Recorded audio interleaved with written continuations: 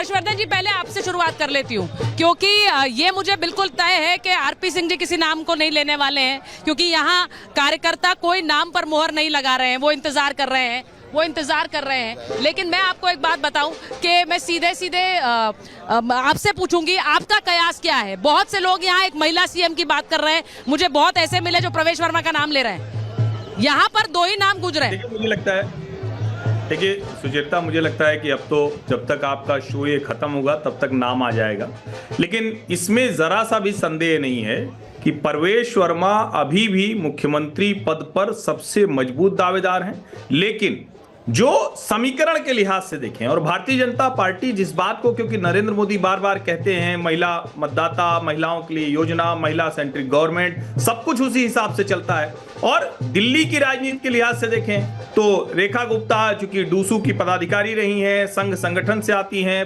नगर निगम में पार्षद रही हैं और अभी वो विधायक हैं, तो वो सारे पैमाने उनके भी ठीक होते हैं। और जो दिल्ली की राजनीति है, अब क्योंकि भारतीय जनता पार्टी के पास 48 विधायक हैं, अच्छी खासी एक प्रचंड बहुमत वाली जीत उनको मिली है, 36 पे सरकार बन जाती है, तो उनके पास विकल्प कहीं है। लेकिन इन पैमानों पर अगर देखें तो रेखा गुप्ता का नाम मुझे सबसे मजबूत अभी लगता है। और ये मैं पहले भी कह चुका हूं कि रेखा गुप्ता अगर महिला प्रत्याशी की बात होगी, और चूंकि गैर विधायक नहीं आएगा ये लगभग तय है, ये पहले दिन से ये लगभग तय दिख रहा था, जो बाहर के नाम कयास लगाए जा रहे थे वो ऐसा नहीं होने वाला है, तो ये मुझे सबसे दोनों नाम सबसे मजबूत दिखते हैं।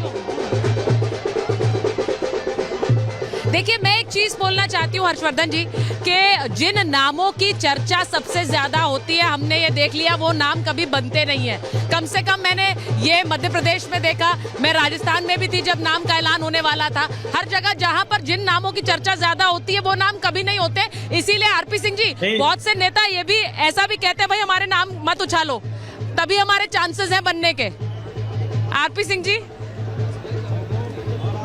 तो आपको छोड़ थोड़ा रही है, सबके नाम तो ले रही है, कोई नाम छोड़ तो रही नहीं। आपने लगभग 48 मतलब आपको नहीं इंडिविजुअली कह रहा, तो टीवी चैनल्स ने या टीवी एंकर्स ने लगभग 48 में से 24 नाम तो ले ही नहीं अब तक। मैं जब से गिनती गिर रहा था वही देख रहा था किस किस का नाम आया, कोई छूटा तो है नहीं। महिला भी हो गई, दलित भी हो गया, पूर्वांचल भी हो गया, सिख भी हो गया, पंजाबी भी हो गया, छात्र संघ भी हो गया, तो कोई छूटा तो है नहीं। परंतु हाँ, रेखा गुप्ता हमारी छात्र संघ की पुरानी साथी है, वो छात्र संघ में काम कर चुकी हैं, उसके बाद कॉर्पोरेशन में रही हैं और उसके बाद अब विधायक का चुनाव जीती हैं। तो और बैकग्राउंड, पुराना बैकग्राउंड है, संघ से जुड़ी हुई हैं, हमारे संगठन की पुरानी कार्यकर्ता हैं, इसलिए अगर महिलाओं में नाम होगा तो हो सकता है अच्छा नाम है। आशीष सूद आप दिखा रही हैं, आशीष सूद डूसू के छात्र संघ में आशीष सूद भी रहे हैं, विजेंद्र गुप्ता छात्र संघ में रहे हैं, सतीश उपाध्याय छात्र संघ में रहे हैं। मतलब ये वो टोली है जो हमारी टोली, मतलब मैं भी छात्र संघ में रहा हूँ 1982 में। विजेंद्र गुप्ता मेरे बाद 1 साल बाद शायद छात्र संघ में, जहाँ 2 साल बाद छात्र संघ के अध्यक्ष बने थे। तो ये एक टोली है, पुरानी यूनिवर्सिटी के साथी हैं हम सब लोग, और आज मौका मिल रहा है लगभग 30 साल बाद, 32 साल बाद सबको वापस से ऑलमोस्ट 40 साल बाद यहाँ पर जो कार्यकर्ता पहुंचे हैं आरपी सिंह जी, मैं आपको ये बता सकती हूँ कि हर नेता के अपने फॉलोअर्स होते हैं, वो यहाँ पर पहुंचे हुए हैं। लेकिन बहुत से लोग ऐसे भी हैं जो नाम नहीं लेना चाहते हैं, क्योंकि उन्हें लगता है कि भाई जब मिल बांट के पार्टी डिसाइड करेगी तो हमें नहीं बोलना चाहिए। इसीलिए मैं आपसे पूछ रही हूँ, क्योंकि आम आदमी पार्टी ये बार बार कहती है। संजीव कौशिक जी बैठे हुए। संजीव जी, आप लोगों का आरोप तो सबसे पहले यही है कि सर्वसम्मति से नहीं बन रहा है नेता। भारतीय जनता पार्टी का ही कोई नेता या कोई विधायक मुख्यमंत्री बनेगा, इसमें कहने में कोई गुरेज नहीं है। लेकिन दिल्ली की जनता के पास इसके अनुभव ज्यादा बेहतर नहीं है। दिल्ली की जनता ने देखा है कि 5 साल में 3 मुख्यमंत्रियों को झेला है भारतीय जनता पार्टी के। तो कोई भी बने, हमें उससे कुछ लेना देना नहीं है। बस हमारी चिंता दिल्ली की जनता के लिए है कि क्या दिल्ली की जनता को होली में, इसी होली में मुफ्त में सिलेंडर मिल पाएगा। शपथ ग्रहण के लिए तो आपको भी निमंत्रण दिया गया है, केजरीवाल जी को, आतिशी जी को, उसी रामलीला मैदान में शपथ ग्रहण के लिए निमंत्रण दिया है, जहां से आपने अपनी राजनीति की शुरुआत की। अब वो वहां पर दिल्ली का मुख्यमंत्री बनते हुए देखेंगे। चाहते हैं इस मुद्दे पर हम भी कुछ बोलना चाहते हैं। हमें एक बात समझ में नहीं आ रही है कि विधायक दल का नेता भी चुना नहीं गया, जो एलजी के पास जाता है और कहता है कि हम सरकार गठन करना चाहते हैं, तो फिर चीफ सेक्रेटरी के हैसियत किस हैसियत से एक निमंत्रण पत्र सोशल मीडिया पर घूमता हुआ दिखाई दे रहा है? वो उनको किसने कहा? उनको एलजी साहब ने कहा? एलजी साहब को किसने कहा? तो अभी विधायक दल का या मुख्यमंत्री का चेहरा भी नहीं घोषित किया जा चुका है और ना ही इस तरह से कुछ निमंत्रण जाकर के कुछ आग्रह किया गया है। फिर ये मुख्यमंत्री के समारोह के लिए चीफ सेक्रेटरी लोगों को न्योता देते हुए दिखाई दे रहा है। ये बात कुछ समझ में नहीं आ रही है कि ये फर्जीगिरी है, किस नियम के तहत ऐसा हो रहा है। ऐसा लग रहा है कि सब एक साथ मिलकर के अब दिल्ली की सत्ता, केंद्र की सत्ता, सारा कुछ मिलकर के चलाने का प्रयास किया जा रहा है। तो दिल्ली की जनता की बहुत पैनी निगाहें हैं कि जिस तरह से नियमों की धज्जियां उड़ाई जा रही है। आज तो मैं खुलकर कह सकती हूँ संजीव जी, आज हम आपसे बात जरूर कर रहे हैं पर आज आपका दिन नहीं है, आज बीजेपी का दिन है, आज बीजेपी का दिन है। और इसीलिए मैं जरा एक बार ये बताना चाहती हूँ कि वो कौन कौन से नाम हैं जिन पर सबसे ज्यादा चर्चाएं हो रही हैं। एक बार नाम का अनाउंसमेंट हो उससे पहले हम जरा उन सभी नामों के ऊपर एक बार गौर कर लेते हैं जिनको लेकर सबसे ज्यादा चर्चाएं हैं। उनमें सबसे पहले रेखा गुप्ता का नाम है।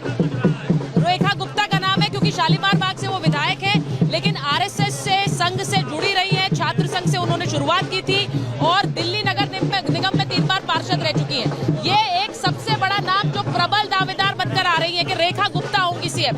दूसरा नाम आशीष सूद का है क्योंकि वो स्थानीय नेता भी है, जनकपुरी से विधायक है, नगर निगम प्रशासन का उनको अच्छा अनुभव है, कई पदों पर भी रह चुके हैं संगठन में, ऐसे में उनकी भी एक प्रबल दावेदारी है। तीसरा नाम प्रवेश वर्मा का, जो यहाँ पर लोग कहते रह रहे हैं कि जो जायंट किलर है प्रवेश वर्मा, जिन्होंने केजरीवाल को हराया, साहिब सिंह वर्मा के बेटे हैं, उन्हें ही होना चाहिए, वो नाम है।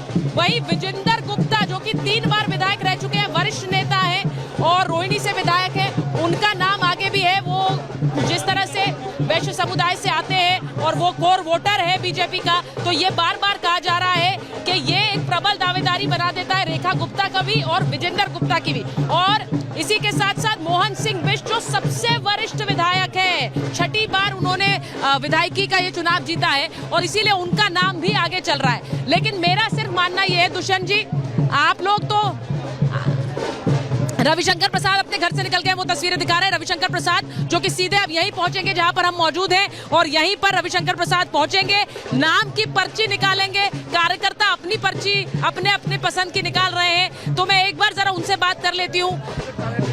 क्या सर लग रहा है, आप बीजेपी के कार्यकर्ता हैं? बिल्कुल जी, आप लंबे समय से? बिल्कुल, अभी तो आपसे पटपड़गंज भी मिले थे। अच्छा, तो ये बताइए कि कौन बन रहा है इस बार सीएम? जो भी बनेगा, पार्टी हाईकमान जिसको भी बनाएगी हमें मंजूर है। हमें तो खुशी है कि 27 साल बाद बीजेपी का मुख्यमंत्री दिल्ली में बन रहा है, यही हमें बहुत खुशी है। दिल्ली का मुख्यमंत्री बन रहा है यहाँ पर 27 साल बाद। जरा बताइए सर, क्या लग रहा है, आपकी पर्ची क्या किसके नाम की? तो लवली जी के नाम की पर्ची खोलना है। 27 साल के बाद ये इंतजार खत्म हो रहा है। इंतजार नेगी जी, अरविंदर सिंह लवली जी। अच्छा, अरविंदर लवली जी, सिंह लवली जी। बीजेपी के लोग बोलेंगे कि जो पुराने कार्यकर्ता है उन्हें बनाना चाहिए, वो तो अभी आए नहीं पार्टी में तो अभी आए, पर वर्कर तो पुराने ही है, मेहनती तो पुराने ही है। वर्क तो कांग्रेस के लिए कर रहे थे। अरे कांग्रेस के लिए नहीं कर रहे, पार्टी के लिए कर रहे थे। पार्टी तो अब इधर भी आके जिताए ही है ना। ठीक है, मैं एक बार बता दूं, थोड़ी देर में रविशंकर प्रसाद पहुंचने वाले हैं यहाँ बीजेपी दफ्तर। पर्यवेक्षक हैं, ऑब्जर्वर हैं, वो नाम की पर्ची भी निकालेंगे कि दिल्ली में सीएम कौन होगा, मुख्यमंत्री कौन होगा। इस बीच हम लगातार यहाँ कार्यकर्ताओं से भी बात कर रहे हैं।